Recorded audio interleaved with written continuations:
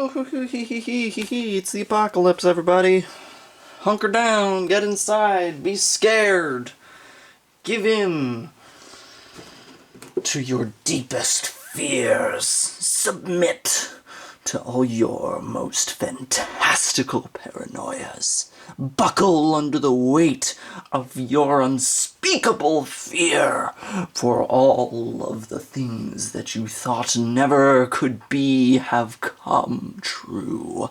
Everything you feared, everything you passed off as a mere fantasy, something that could never be so, is crashing down on all of us. Pray to your gods, you fools. Hopefully they, too, have not abandoned us. But, you know, as long as the apocalypse happens, school's canceled, my work might be canceled soon, so shit, guess might as well do a freaking review of the Hidden Side Jack's Beach Buggy. Yeah.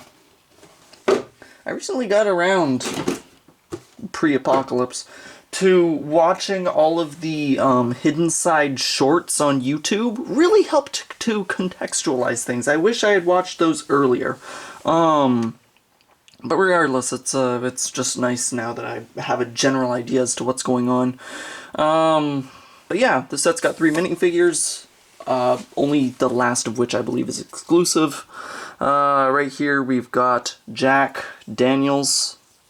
No, Jake Daniels? Oh, I could have sworn it was Jake. Anyways, Jack.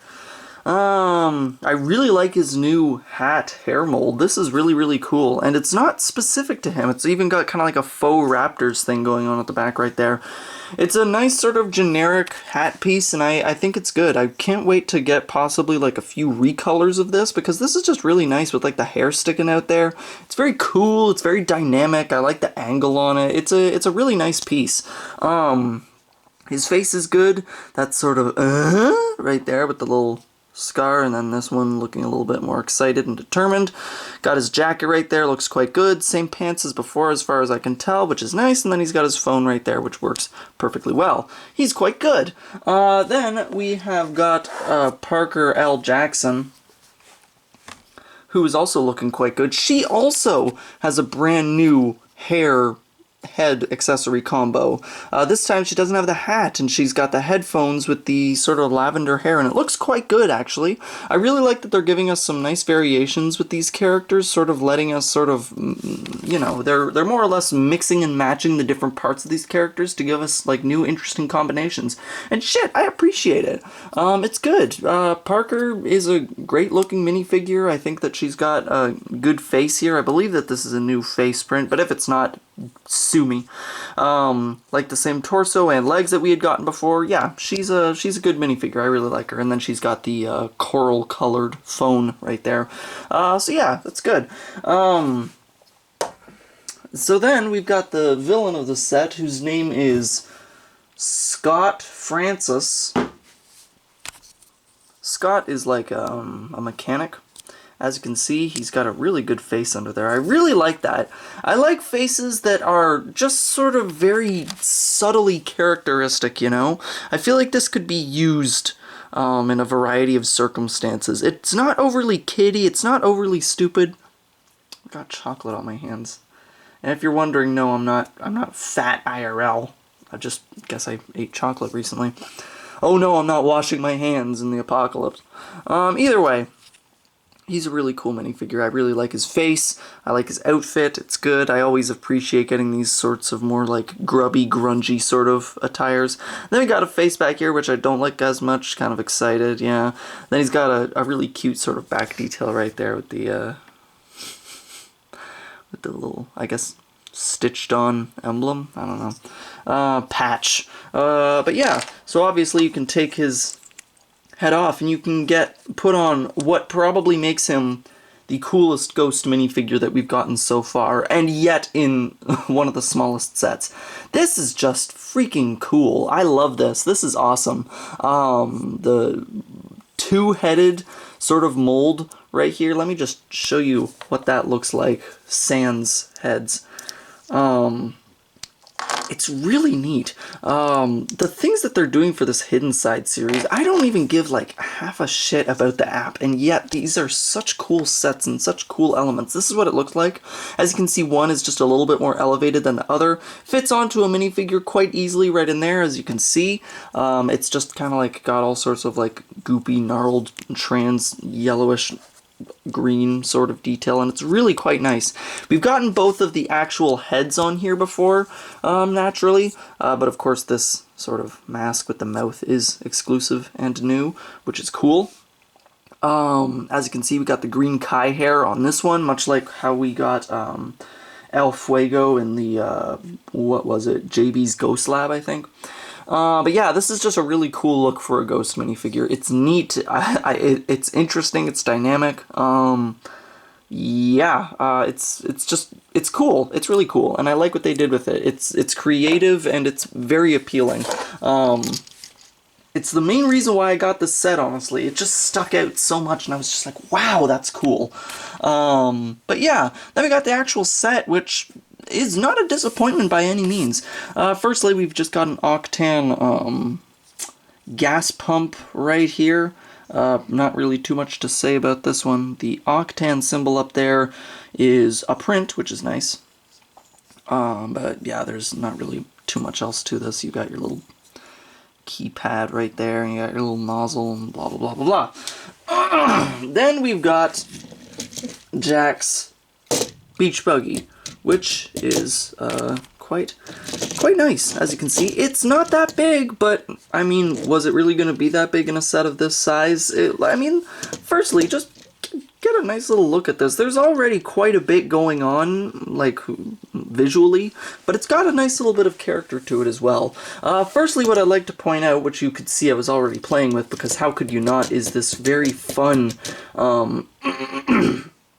elastic, sort of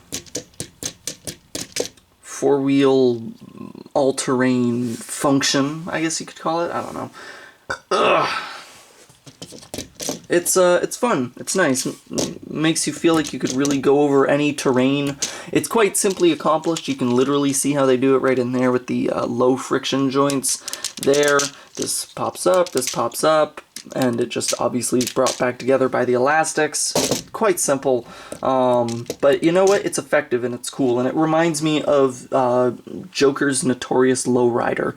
Although this set is much cheaper and it's quite a nicely accomplished function. I really quite like it. It looks cool. It's fun to play with. As you can see, I can't really stop. It's just so just enjoyable just to muck around with it and see what sort of things this can drive over. As you can see, the bottom part, it's not really that nicely detailed. It's mostly just gray on the bottom. But as you can see up top, we've got some more interesting colors. Hood is yellow, and as you can see, you've got the cutest little goddamn ghost sticker right there. Then we've just got, blue. We got the, grill at the front. The lights are quite simply accomplished like that. They're on hinges. We got a laser at the side, green door on this side, blue door on this side with another sticker right there with like a wolf patch and shit. This hinges down so you can, I guess, sort of aim it or something. I don't know. As you can see, we've got quite a simple sort of canopy, which is acquired through some macaronis and whatnot, which just sort of bridge over and connect to the windshield piece. As you can see in there, we've got the enough space to fit both Parker and Jack. I'm not going to demonstrate it. I'm sure you can picture it on your own volition. Then we've got just another little bit of a sticker right there. As you can see, this whole hidden side is a very consistent aesthetic, which I really do appreciate. It's got that sort of emoji style sticker sort of thing going on, where it's simple, but it's definitely consistent, and I can appreciate that. Then on top, you got a big fat laser, which has two more stickers on it, one up there and one down there, and as you can see, that just sort of oscillates, doesn't shoot anything, but Then we got your obligatory hidden side wheel thing. Yes, it turns like all other hidden side wheel things do. I'm sure it connects to the app in some way. I don't really know what it does. It is just this ever-present wheel. Yeah, so that's just kind of that. It doesn't really interrupt the aesthetic, as you can see. It just kind of is back here kind of benignly. If anything, it just kind of looks like a spare tire just at the back, which, you know, I don't mind so much. And yeah, overall, it's just a fun, neat, kind of visually popping vehicle. I think it's cool, I think it's nice, it's effective. It does everything it needs to do. So, I mean, yeah, that's really all I've got to say about Jack's Beach Buggy. It's a fun little set, honestly. I don't have any problems with it. It's reasonably priced. There's a lot of fun stuff in here. There's a really cool ghost minifigure. The vehicle itself doesn't disappoint. I'm content with this. I think that it's nice.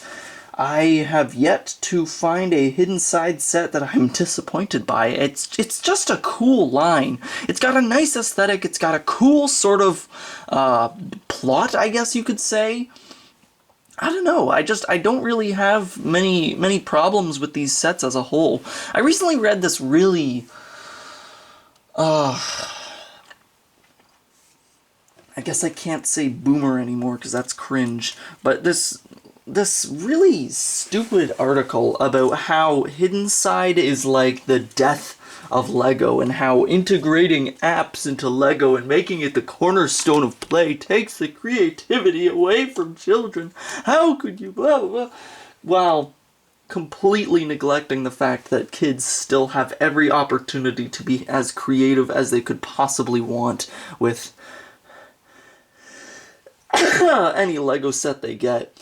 I can't stand these stupid articles that make these criticisms. It's just like anything new is just absolutely terrible. Like, heaven forbid Lego offers more than one style of play with this thing. Like, I know they promote the app pretty heavily with this, more heavily than they promoted any of their previous apps, barring maybe The Life of George.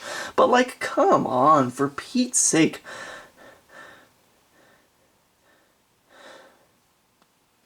Why do people gotta be like that, man? I don't know why.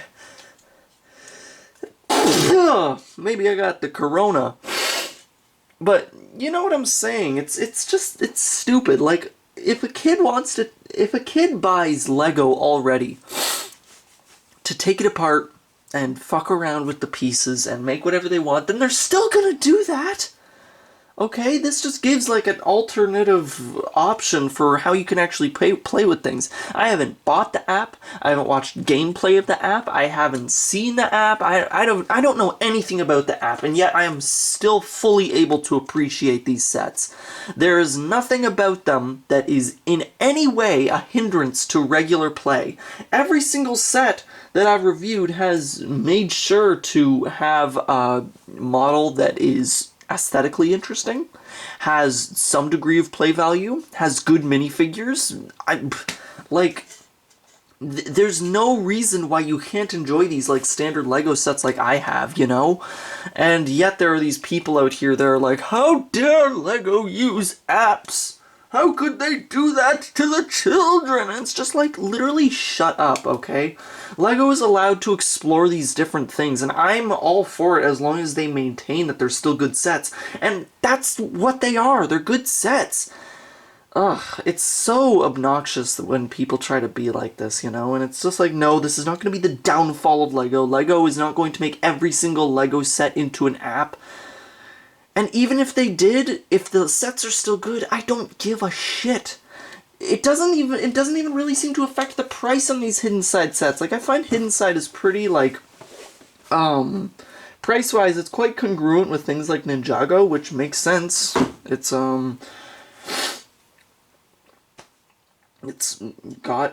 honestly, I'm starting to like it just as much as I've ever enjoyed Ninjago, honestly. Yeah, it's a good bit of fun, and I highly welcome it. And the assholes that want to publish their stupid articles about how this is the downfall of Lego, they're freaking stupid.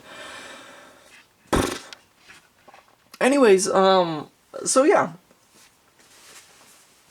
I'm just gonna keep on hunkering down in the apocalypse. I'm gonna be working on the Empal Suricon, this new mock that I'm gonna be working on. I might also do a